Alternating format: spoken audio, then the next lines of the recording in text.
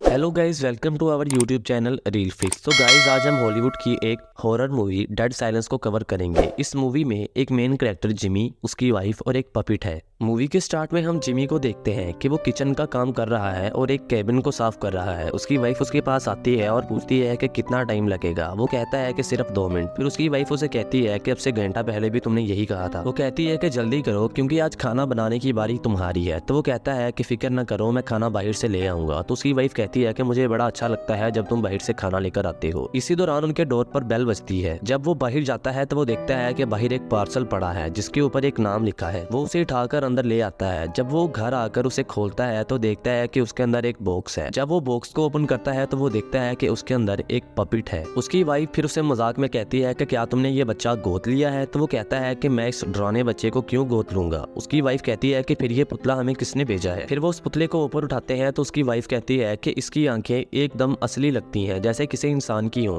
फिर उसकी वाइफ लिसा उसे एक सोफे पर रख देती है। उसके बाद जिमी मार्केट से खाना लेने चला जाता है। उसकी वाइफ और वो पुतला ही घर में थे। लिसा उसे बेड पर लटा देती है। लिसा जब कबर्ड की तरफ जाती है तो वो देखती है कि पपिट जो कि बैठा हुआ था अब वो लेटा है। वो फिर से उसे बैठाकर उसके ऊपर एक व्हाइट शॉल दे देती है। फिर अचानक से इनके घर का रेडियो सिस्टम बंद हो जाता है। ये देखकर लिसा कहती है कि जिमी, क्या तुम आ गए हो। उस पर कोई आवाज नहीं आती, जिसकी वजह से लिसा काफी डर जाती है। वो दोबारा से बेड की तरफ बढ़ती है और देखती है कि पपिट अभी बैठा है और उसके ऊपर वो व्हाइट शॉल भी है। अचानक से वो व्हाइट शॉल उठती है और लिसा के मुंह के ऊपर आ जाती है। लिसा उसे उतारने की बहुत कोशिश करती है, लेकिन ऐसा लग रहा था कि जैसे कोई सुपरनेचुरल पावर जानबूझ के उस व्हाइट शॉल को उसके ऊपर से नहीं उतरने दे रही और वो व्हाइट शॉल लिसा को उठाकर नीचे पटक देती है। लिसा बड़ी मुश्किल से उस शॉल में से निकलती है तो वो देखती है कि उसके सामने कोई काफी हॉरर यानी कि डरावनी चीज है। ये देखकर वो चिल्ला देती है। उसके बाद हम देखते हैं कि जिमी भी घर आ गया है। जब वो घर आता है तो वो देखता है कि कैटल की आवाज आ रही है जो काफी देर से चूल्हे पर पड़ी थी। वो लिसा से कहता है कि क्या तुम्हें सुनाई नहीं दे रहा। ऐसा भी हो सकता था कि सारे का सारा घर जल जाए, लेकिन कोई जवाब नहीं आता। फिर वो लिसा को ढूंढना शुरू कर देता है। ढूंढते ढूंढते वो बेड वाले रूम में जाता है तो देखता है कि बेड पर लिसा की लाश पड़ी है। लिसा के मुंह से जुबान निकाल ली गई है। ये देखकर वो काफी डर जाता है। कुछ देर बाद वहाँ पर पुलिस आ जाती है। वो जेमी को अपने साथ ले जाती है। फिर वो जिमी से इंटेरोगेट करती है कि क्या तुम्हें पता है कि तुम्हारी वाइफ का मर्डर किसने किया। ऐसा नहीं हो सकता कि घर में सिर्फ तुम हो और वहाँ पर एक लाश पड़ी हो। पुलिस इंस्पेक्टर जिमी पर शक करता है और कहता है कि मैंने ऐसे काफी केसेस देखे हैं जिसमें हस्बैंड अपनी वाइफ को मर्डर कर देता है। लेकिन जिमी कहता है कि अगर कुछ पूछना ही है तो उस पपिट से जाकर पूछो जो मेरे अलावा घर में था। मैं तो खाना लेने गया था। मैं जब घर आया तो मैंने देखा कि बेड पर उसकी लाश पड़ी है और वो पपिट भी सामने ही पड़ा है। इस पर वो इंस्पेक्टर कहता है कि क्या तुम मेरे साथ मजाक कर रहे हो, ऐसा कैसे हो सकता है। जिमी कहता है कि क्या अब तुम मुझे गिरफ्तार करोगे। तो वो कहता है कि अभी नहीं। उसके बाद जिमी अपने घर आ जाता है। वो घर आकर उस पपिट वाले डब्बे को उठाता है, उसको फाड़ता है और उसमें से एक एड्रेस मिलता है। इस पर लिखा होता है मैरी शॉ एंड बिली इन रेवंसफीयर, यानी कि वो एक मेले का पपिट था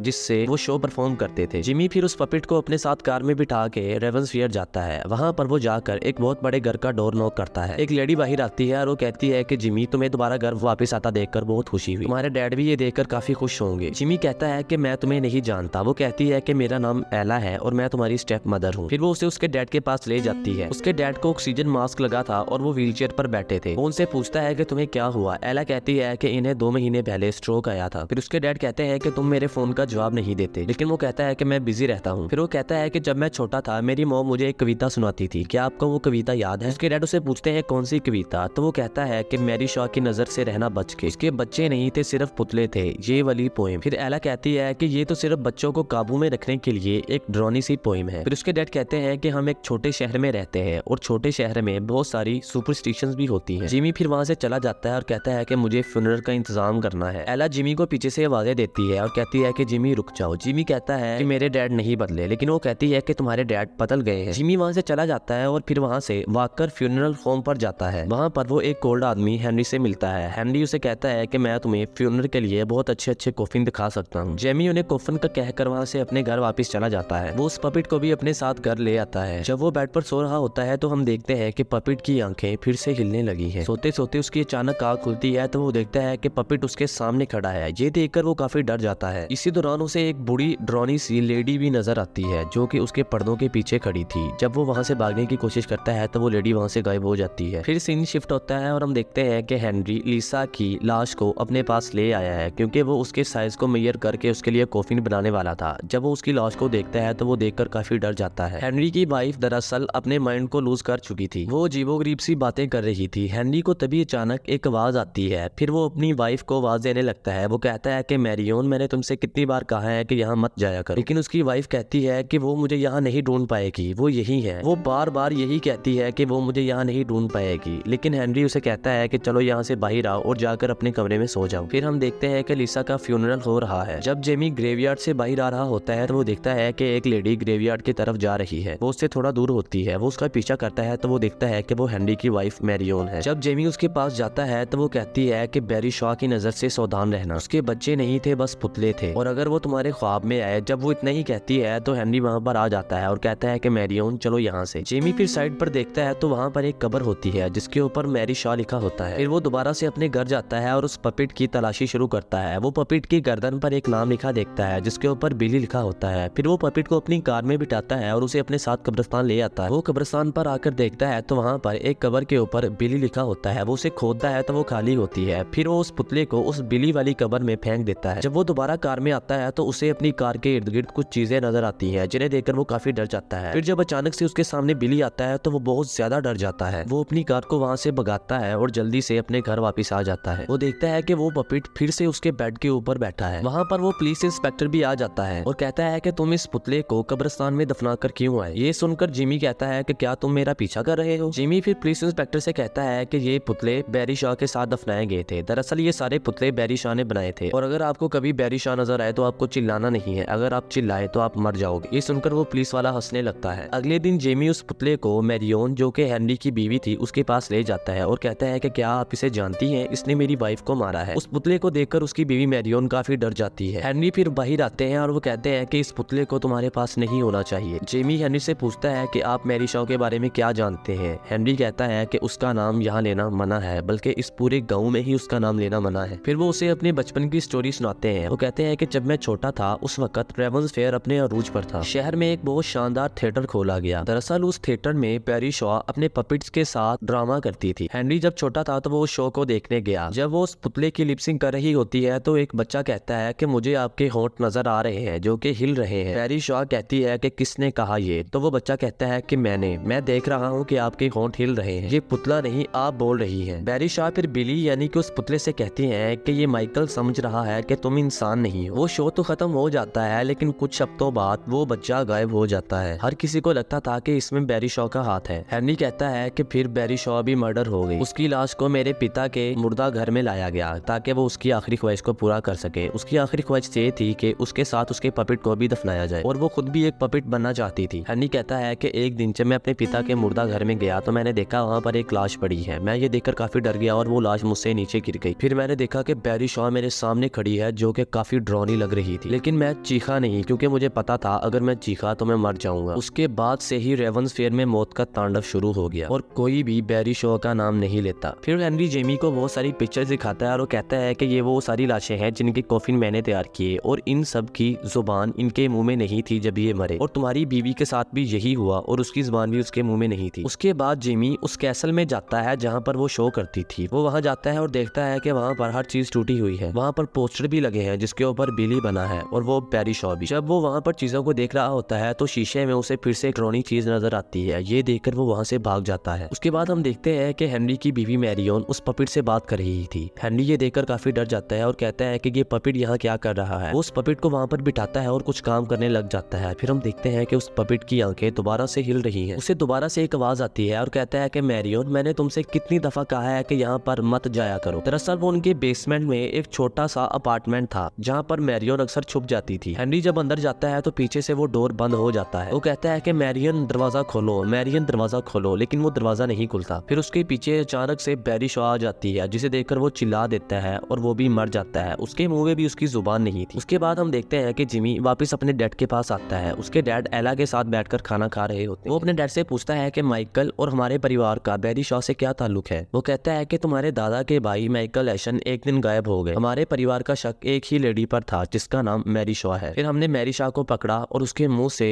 जुबान निकाल कर उसको मार दिया। उसके डैड कहते हैं कि हमने रेवंस फेयर के लोगों के साथ मिलकर मैरी शॉ को मार दिया, लेकिन उस हमले से वो मरी नहीं, वो अपना बदला लेने वापस आ गई। जब वो अपने डैड के घर से बाहर निकलता है तो वो देखता है कि वो पुलिस इंस्पेक्टर फिर से उसके सामने खड़ा था। वो कहता है कि क्या तुम मुझे एक आदमी को ढूंढने में मदद कर सकते हो जिसने अपनी वाइफ को मारा है। तो जिमी कहता है कि मैंने अपनी वाइफ को नहीं मारा, मैं तुम्हें इसका सबूत दिखा सकता हूँ, बस तुम्हें मेरे साथ उस कैसल में चलना होगा। फिर वो दोनों उस कैसल में जाते हैं। पुलिस इंस्पेक्टर फिर कहता है कि यहाँ पर कोई नहीं है, अब तुम मेरे साथ जेल जाओगे। तभी अचानक एक आवाज आती है कि वो यही है। फिर वो आगे बढ़ते हैं। वो देखते हैं कि वहाँ पर एक बहुत बड़ा कमरा है जिसके अंदर छोटे छोटे कैबिन बने हुए हैं। वहाँ पर मैरी शॉ के बनाए हुए सारे पुतले थे सिवाय एक के, यानी कि बिली के। फिर वो दोबारा से आगे बढ़ते हैं और देखते हैं कि वहाँ पर एक वाइट चादर पड़ी है। अब उसे उठाते हैं और उसके नीचे एक पपिट होता है। पुलिस इंस्पेक्टर कहता है ये इतना बड़ा पपिट यहाँ क्या कर रहा है। जिमी कहता है कि ये पपिट नहीं, ये एक जिंदा आदमी है। दरअसल वो और कोई नहीं बल्कि वही बच्चा माइकल था जो कि सबसे पहले गायब हुआ था। वो दोबारा से उन पपिट वाले कमरों में वापस आते हैं और देखते हैं कि सारे पपिट्स की आंखें हिल रही हैं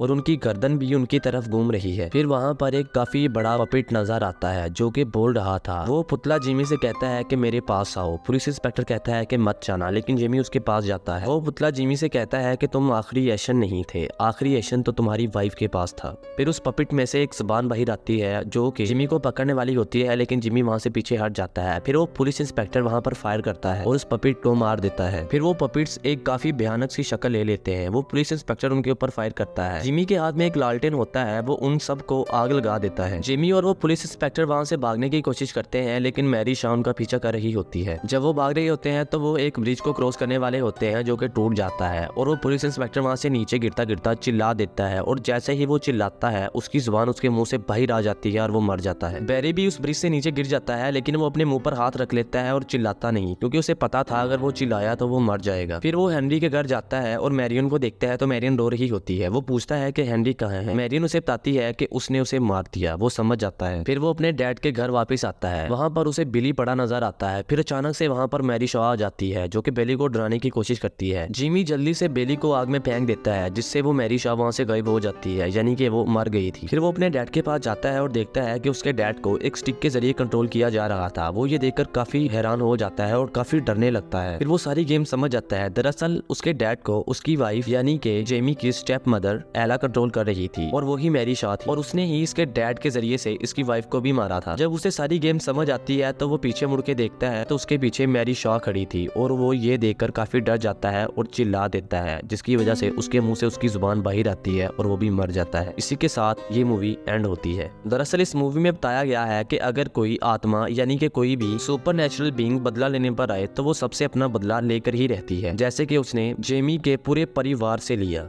उम्मीद है कि आपको हमारी ये वीडियो अच्छी लगी होगी। अगर आपको ये वीडियो अच्छी लगी है तो वीडियो को लाइक करें, चैनल को सब्सक्राइब करें और कमेंट बॉक्स में अपनी राय के इज़हार जरूर करें।